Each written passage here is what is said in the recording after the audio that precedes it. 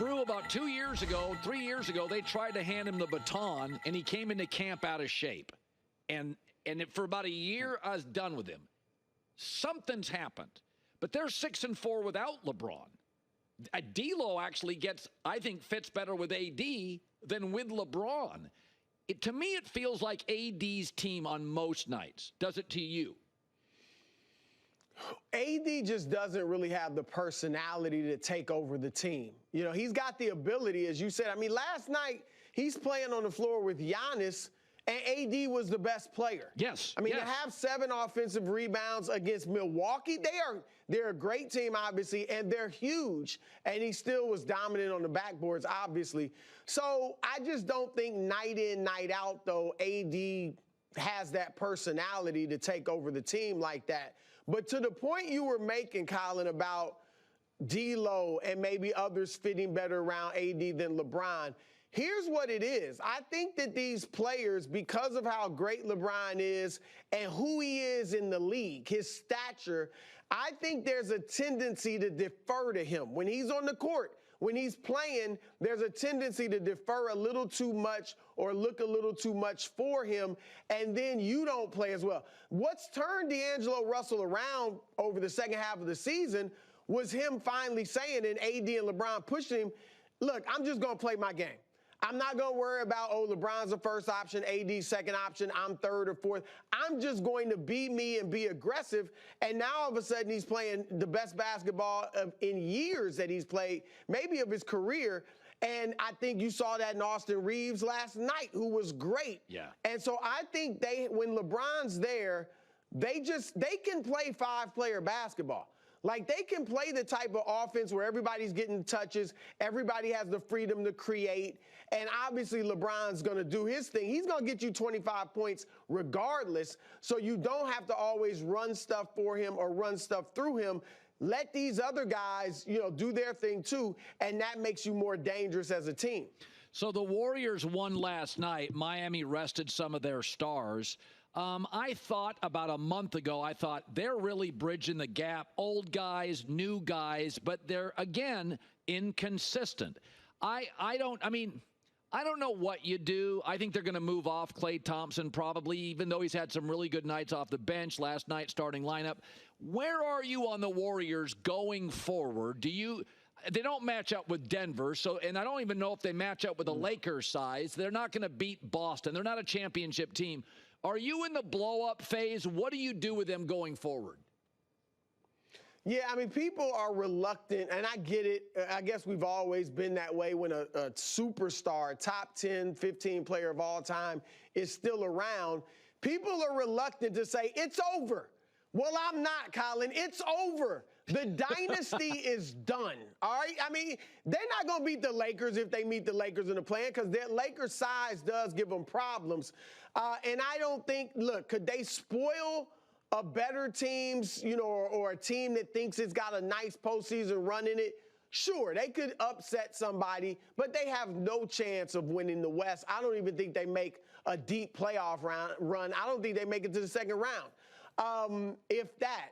So it's over. I think they need this offseason. They got to move off Chris Paul. They got to move off Klay.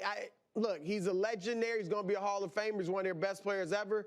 But we've seen teams that keep a player around just because of what he's done, it doesn't end up well. And so I think they got to, if they want to have a chance to try to rebuild this thing on the fly around Steph, they're going to have to make those two tough decisions. It's Klay, obviously, much tougher than CB3. And then I think you got Steph and Kuminga as kind of your guys going forward, and you just try to build around them. So, but yeah, the dynasty as we knew it is dead, period. So I gave Milwaukee a little bit of a pass last night. First of all, they blew a big lead. That is the NBA in 2024. 15-point, 18-point leads mean nothing. Too many good players, too many good shooters. Right. The second thing is they've been on a stretch here for about 2.5, 3 weeks. They're playing good teams. They look tired down the stretch. They couldn't get stops.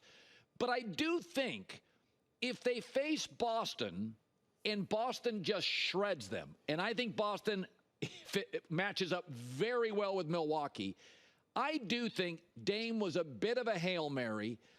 my takeaway is Milwaukee either has to get to the conference finals and give Boston a real battle, or if they get vanquished, if they get run over by Boston, I think Giannis, if you listen to his language the last 2 years, he's been westernized. He wants to win now. I mean, and by the way, I'm not knocking it, but a lot of times international players come in, they're loyal, they play nice.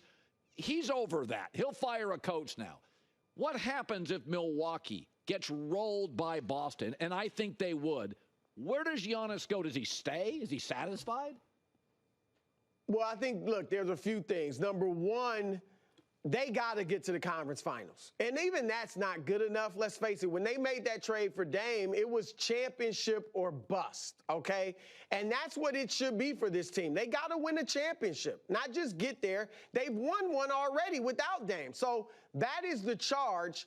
But looking at the way they've played this season, obviously they've had a coaching change. They don't have the athleticism and the depth that you might want them to have. At the very least, they have to get to the conference finals. And as you said, if they play Boston well, I actually think it would be a good series. I'm picking Boston to win the East, but I think Milwaukee would give them some challenges in that conference final. If they do that, then you say, okay, we got our building blocks of Giannis and Dame. Let's just add around them. They need some wing athleticism, defenders, things like that. But I think they would go into next year like, this is it. This is the 1 year we've got to get it done, because they can make excuses. Doc will have some excuses, if he just came in midway through the season and all that. As far as Giannis, I think he'd be there next year, Colin, if they don't win it this year. But I do agree with you, and I agree that's a great comment you make about him being a bit westernized, right? But also, Giannis is the caliber of player where he's going to really be criticized and his stature will be taken down if he does not win. There are only a handful of players like that. All right, LeBron was in that class. Kevin Durant was in that class, and we saw what they did. They moved around so they could win. Dame is not really in that class. Most smaller guards and players aren't in that class. But Giannis, if Giannis doesn't win another championship, people are going to really be taking knocks at his legacy. Yeah. And he understands that, as you said, being westernized now. So I do think he'll be looking around, and I don't think it will happen next year.